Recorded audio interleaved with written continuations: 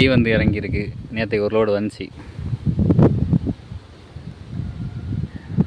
இங்கெல்லாம் இனிமேல் தான் நடணும். இந்த இடத்துல எல்லாம் அங்கே இப்போ நட்டுக்கிட்டு இருக்காங்க. அந்த ஏரியாவில் அந்த பக்கம் ஃபுல்லாக மரங்கள் தான். அங்கே தெரியுதில்ல பின்னாடி ஏரியா, கோயில் மரம் அந்த மாதிரி எல்லாம் தான் தெரியும்.